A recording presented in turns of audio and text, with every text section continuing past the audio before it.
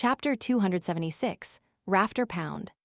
Civelaus Prefecture was located west of the Lone Kingdom, across the Hornisus mountain range from the Intes Republic. And in Backland, there was a street named after it, on the edge of Empress Borough, where the headquarters of the capital's police department was located. Many people chose to settle down here for the peace of mind, and Rafter Pound was one of them. The baronet stood by the closed window in his warm activity room at Unit 29, in his cotton-quilted pajamas, staring diagonally across the street at Civelaus Yard. He was in his early 40s, but the sides of his hair had turned white. He had puffy eyes and clear wrinkles on his face. His body constantly emitted the smell of alcohol. On the floor behind Rafter lay some torn lingerie, and opposite it was a burning fireplace. The baronet raised his glass and gulped the rest of the liquid in it. Then, he walked slowly to the door and returned to his bedroom to get some sleep. As there was no pipe to transfer the heat from the fireplace, he felt the bone-chilling chill of late autumn as soon as he left the activity room. "Damn it!" Rafter Pound cursed under his breath as he staggered to the bedroom door and twisted the handle. The bedroom was dark, with only a faint crimson glow shining in. Rafter was about to close the door behind him and collapse into bed when his eyes suddenly froze. A figure was sitting quietly on a chair beside the curtain. The figure wore a pair of grayish-blue pants and a cap. The entire person was completely hidden in the shadows. Sensing Baronet Pound's gaze, the man slowly raised his head and looked over. His face was painted red, yellow, and white, looking like the funniest clown. Rafter was about to shout and run when he saw a revolver aimed at him and heard two deep and hoarse sentences. "I advise you not to do anything unwise. If you cooperate, I won't harm you, and I won't take away your belongings, if you still have any left." Rafter Pound's expression changed a few times, and he very obediently closed the bedroom door. Then, he half raised his hands and sat on the edge of the bed. What do you want from me?" He hiccuped in his drunken stupor, and his body trembled slightly as he reminded, "Civelaus Yard is just across the street." "I know, but I think I'm closer to you than you are to Civelaus Yard." Disguised as a clown, Klein had changed his voice and tone as he warned, "And my purpose is just to ask you a few questions." Before he came to Civelaus Street, he had divined if there would be any danger in making this trip in the mysterious space above the gray fog, and had obtained an answer that it was very safe. "Questions?" Rafter's lips trembled as laughed bitterly. "Here we go again. Am I never going to escape this nightmare?" "Have there been many people coming to you with questions?" Klein continued the topic. "No, not only questions. After my uncle, the honorable old Viscount, passed away, too many things have happened to me. The amiable old butler resigned for no reason and has vanished. Those servants and maids would change one after the other without warning, becoming unfamiliar and cold. They were looking for something. Yes, they were looking for something. I wasn't even 10 back then. All I could do was watch, and I didn't dare tell anyone. I was afraid that I would never wake up again." Rafter replied as though he was on the brink of collapse. "Looking for something? Were they searching for the underground structure or the treasures of the Pound family, such as the beyonder characteristics and mystical items buried near the evil spirit?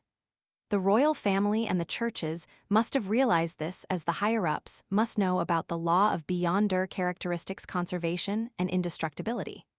Since the Pound family was in ruins, these things should have been taken back, right?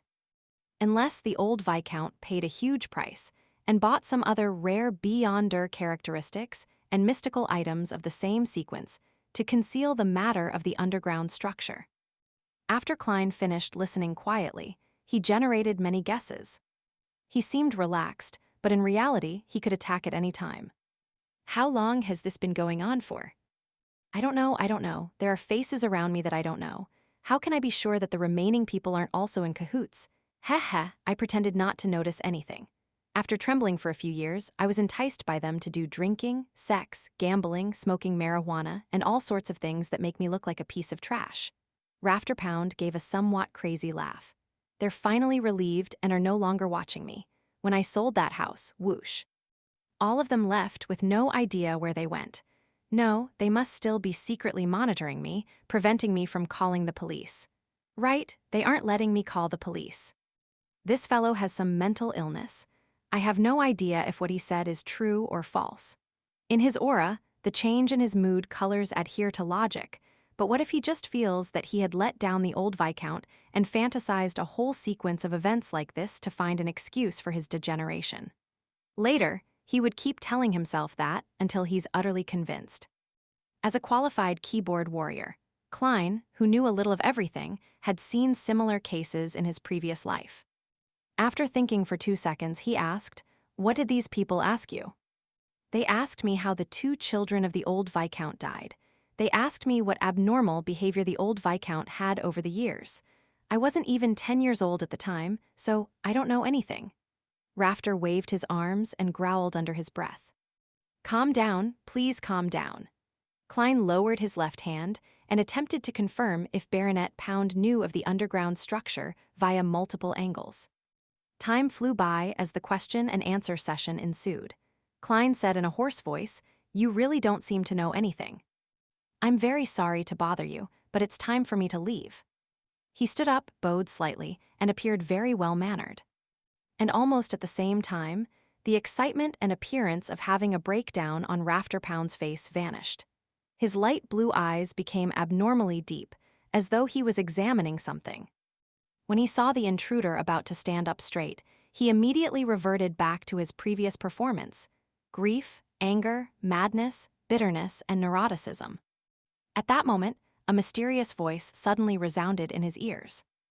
"Crimson." Klein injected spirituality into a slumber charm and threw it at Rafter with his unarmed left hand. Amidst crisp crackling sounds, a strong sense of serenity spread out, enveloping the baronet, causing him to shut his eyes involuntarily and fall weakly onto the bed. "I'm sorry, the questions from before are for the comparison of what shall ensue. Next, it's the process of entering your dream and spirit channeling." Klein patted Rafter's pajamas, and with his hand on his chest, he made another bow. Then, he used the dream charm and entered Rafter's dream like a nightmare. In the gray, fragmentary, constantly coruscating world, Klein soberly walked beside Rafter, watching him see the blank faces of the servants and maids who had no facial features as they gave off abnormal and frightening vibes.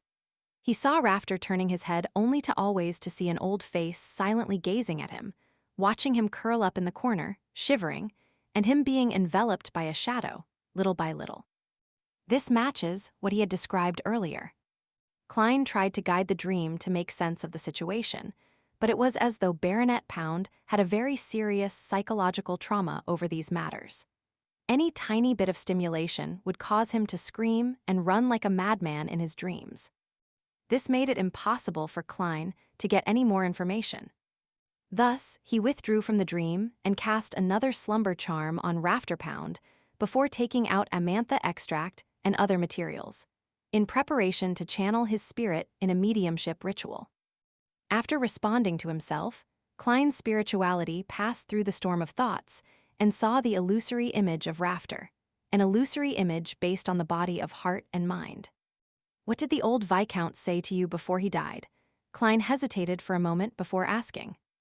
Rafter Pound muddle-headedly replied, "He wants me to maintain the family."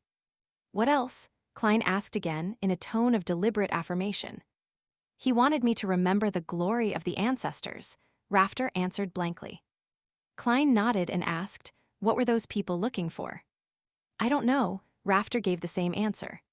Klein continued asking and compared it with the answers Pound had said before, finally coming to the conclusion that Baronet Pound had not lied, and what he had just said was true. At this point, he didn't stay any longer. He passed through the storm of thoughts and allowed his extended spirituality to return to his body. Next, Klein methodically tidied up the scene and tossed Azek's copper whistle a few times, using its nature to interfere with any possible divination investigations. "Thank you for your cooperation, Mr. Baronet." After doing all of this, Klein bowed once again. Then he turned, opened the window, jumped into the street, and disappeared into the night. After a while, Rafter Pound suddenly opened his eyes. Around those light blue eyes, there was a circle of ruptured capillaries. He flipped himself up suddenly and stared at the open oriel window. After making a long detour to Eastborough, Klein washed his disguise and changed into normal clothes. As if nothing had happened, he returned to 15 Minsk Street in Sherwood Borough. He didn't rest, nor did he think about what he should do with the underground structure. Instead, he once again entered the fog. At the very end of the ancient long table, Klein slowly opened his palm, revealing several strands of brown hair. They were Rafter Pound's hair he had gathered when Rafter was sleeping. There's still the final step, confirming with divination above the gray fog. Klein silently muttered to himself, then he conjured a pen and paper. He wrote down the content that he had already thought about beforehand. Rafter Pound's future. I want to see what will happen to you in the future, so as to confirm the past.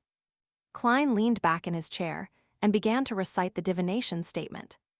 As the ancient structure involved the 6 Orthodox gods, he was afraid that there would be problems if he divined something directly. So he changed his way of thinking and helped Rafter Pound ask about the future.